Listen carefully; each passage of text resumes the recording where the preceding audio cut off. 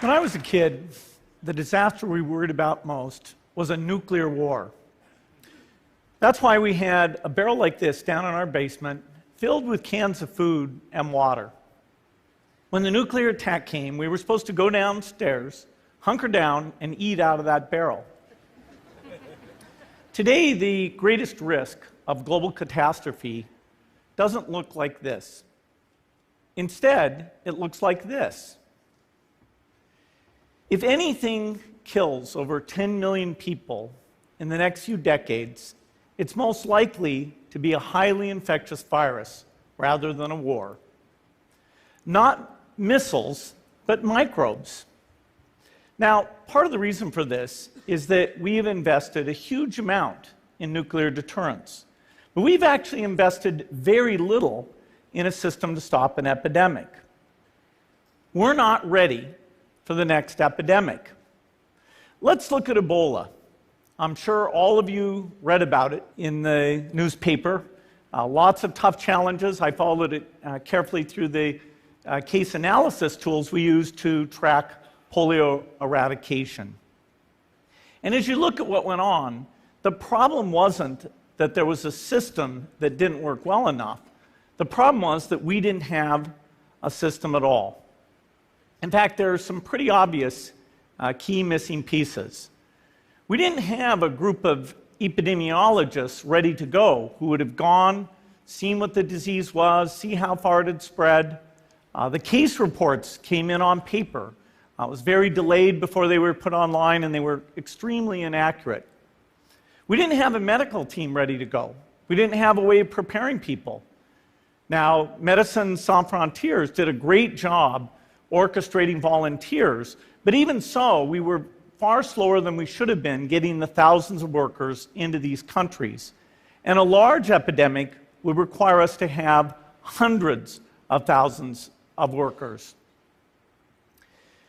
There was no one there to look at treatment approaches, no one to look at the diagnostics, no one to figure out what tools should be used. As an example, we could have taken the blood of survivors, processed it, and put that plasma back in people to protect them. But that was never tried. So there was a lot that was missing, and these things are really a global failure. The WHO is funded to monitor epidemics, but not to do these things I talked about. Now in the movies, it's quite different.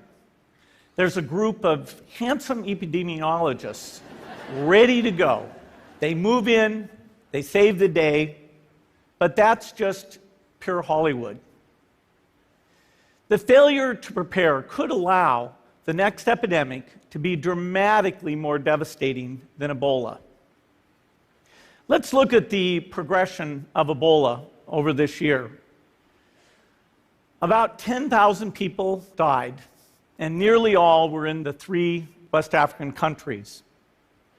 There's 3 reasons why it didn't spread more. The first is there was a lot of heroic work by the health workers. They found the people and they prevented more infections. The second is the nature of the virus. Ebola does not spread through the air. And by the time you're contagious, most people are so sick that they're bedridden. Third, it didn't get into many urban areas, and that was just luck. If it had gotten into a lot more urban areas, the case numbers would have been much larger. So next time, we might not be so lucky. You can have a virus where people feel well enough while they're infectious that they get on a plane or they go to a market. The source of the virus could be a natural epidemic like Ebola, or it could be bioterrorism. And so there are things that would literally make things 1,000 times worse.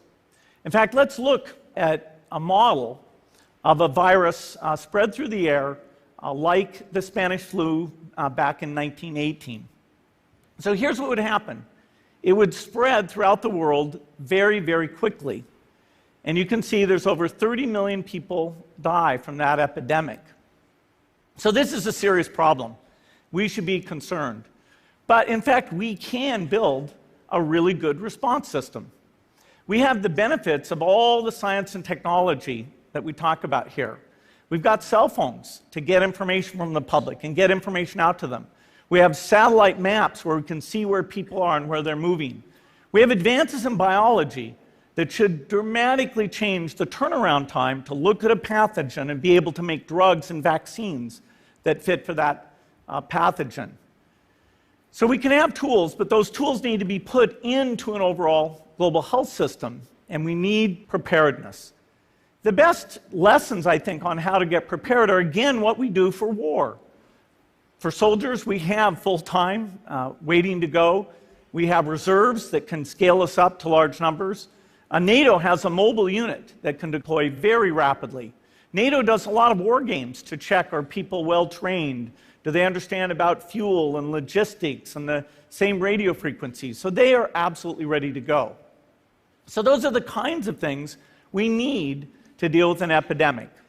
What are the key pieces? First is we need strong health systems in poor countries. That's where mothers can give birth safely, kids can get all their vaccines, but also where we'll see the outbreak very early on. We need a medical reserve corps, lots of people who've got the training and background who are ready to go with the expertise.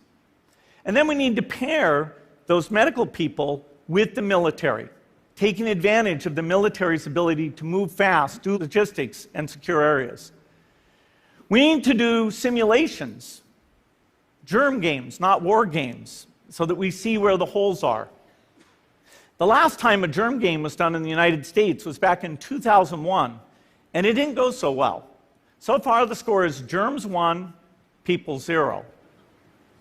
Finally, we need lots of advanced R&D in areas of vaccines and diagnostics. There are some big breakthroughs, like the adeno-associated virus, that could work very, very quickly. Now, I don't have an exact budget for what this would cost, but I'm quite sure it's very modest compared to the potential harm.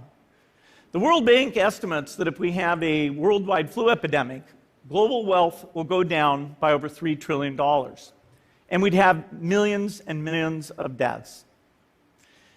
These investments offer significant benefits beyond just being ready for the epidemic. The primary health care, the R&D, those things would reduce global health equity and make the world more just as well as more safe. So I think this should absolutely be a priority.